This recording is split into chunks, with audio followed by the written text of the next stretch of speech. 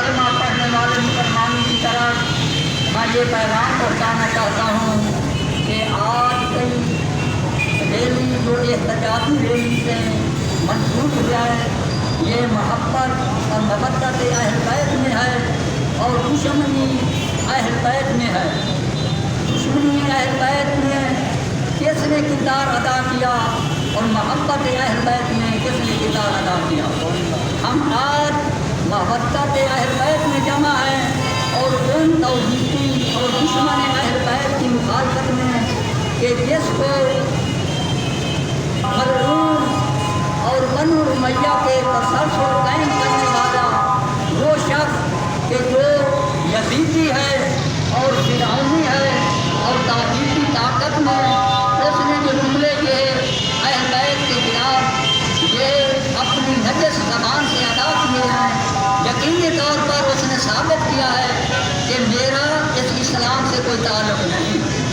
کیونکہ پیغمبر اسلام نے اپنی زندگی میں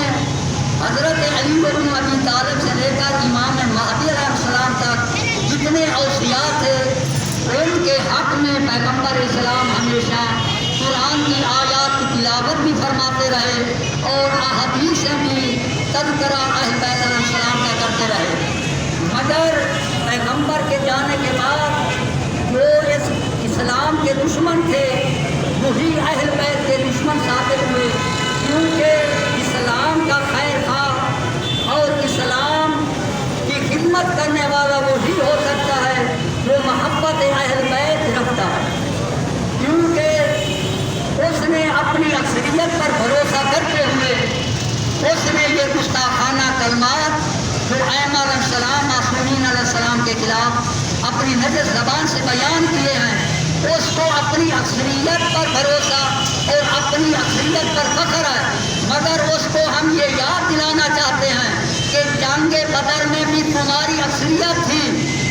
جنگ احد میں بھی تمہاری اکثریت تھی، مگر جو پیغمبر اسلام اور اسلام کے خدمتگار تھے جو علی بن ابی طالب کی رفاقت میں تھے، پیغمبر کی رفاقت میں تھے، اگر وہ اقلیت میں تھے مگر خطا کن کو ہوئی تھی وہ پیغمبر اور اہل بیت کو خطا ہوئی تھی، اور شکست ان کفار اور مشرکین کو ہوئی تھی کہ جو اکثریت پر اعتماد کرتے ہوئے پیغمبر اور پیغمبر کے جانشین کے مقابلہ میں آئے تھے۔ بس اتنے ہی میں مختصر الفاظ میں حکومت پاکستان کو یہ ہم بتانا چاہتے ہیں کہ ہم اگرچہ تمہاری نگاہ میں اقلیت میں ہیں مگر یاد رکھنا کہ ہم حق پر ہیں، اور جو اکثریت پر بھروسہ کرتے ہوئے جو اس اسلام کی خدمت گار اہل بیت پر وہ اپنی نجس زبان کو وہ کلمات اور وہ الفاظ سے جو یاد کر رہے ہیں کہ جو قرآن کے بھی منافی ہیں اور اسلام کے بھی منافی ہیں۔ پیغمبر اسلام نے تو دو چیزوں کو چھوڑا تھا، ایک قرآن اور دوسری اطرت اہل بیت۔ آج تم قرآن کو جو یہ کہہ رہے ہو کہ ہم قرآن کے ماننے والے ہیں، مگر یاد رکھنا کہ قرآن نے اعلان کیا ہے کہ اس وقت تک اسلام کا کوئی حکم قبول نہیں ہو سکتا جب تک پیغمبر کی اہل بیت سے محبت نہیں ہوگی۔ اجر رسالت کو جو اللہ کے نبی نے قرار دیا تھا قُلْ لَا أَسْأَلُكُمْ عَلَيْهِ أَجْرًا إِلَّا الْمَوَدَّةَ فِي الْقُرْبَىٰ۔ آج دیکھنا یہ ہے کہ رسول کے قریبی کون ہیں، یہ رسول کے قریبی اس زمانے میں تھے، ان کی بھی مخالفت کی گئی اور ان کے ساتھ دشمنی اس حد تک کی گئی کہ پیغمبر کے جانے کے 75 دن کے بعد اس پیغمبر کے دروازے پر آگ کی شعلوں کو بلند کیا گیا۔ آج وہی لوگ ہیں جو اپنے آپ کو ثابت کر رہے ہیں کہ ہم ان آگ کے شعلے بلند کرنے والوں کی نسلوں سے ہیں۔ اگر تم ان آگ کے شعلوں کے بلند کرنے والے ہو اور اس اسلام کے امن کو ان شعلوں کو ختم کرنا چاہتے ہو، مگر یہ اسلام ختم نہیں ہو سکتا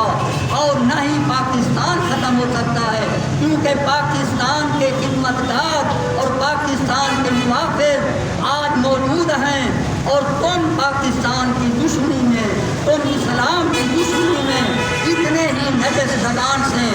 اہل بیت بیت پر حملہ کرتے جاؤ گے، ہم اہل بیت کے ناموس تحفظ کی خاطر جیسے پیغمبر کے زمانے اور علی بن ابی طالب کے زمانے، امام حسین کے زمانے، اہل بیت کے زمانے میں شیعان حیدر کاران نے قربانیاں دی تھی، آج بھی ہم ثابت کریں گے کہ تم ان کے ماننے والے ہو جو اسلام کے اول سے دشمن تھے، اور آج ہم یہ ثابت کر رہے ہیں کہ ہم قرآن کے بھی موافق ہیں اور اسلام کے بھی موافق ہیں۔ اگر تم قرآن اور اسلام کے موافق بننا چاہتے ہو تو پھر اہل بیت سے محبت اختیار کر لو اور اہل بیت سے عداوت کو چھوڑ دو۔ خداوند عالم نے اس اہل بیت کی توقیر اور اہل بیت کی عظمت کو جس طرح قرآن میں بیان کیا ہے، قیامت تک اہل بیت کی منزلت اور قرآن جیسے اہل بیت کی منزلت کو بتاتا ہے، یہ عظمت اور منزلت قیامت تک اہل بیت کی باقی رہے گی، اور تمہاری رسوائی جو ہے وہ قیامت تک ثابت ہوتی رہے گی۔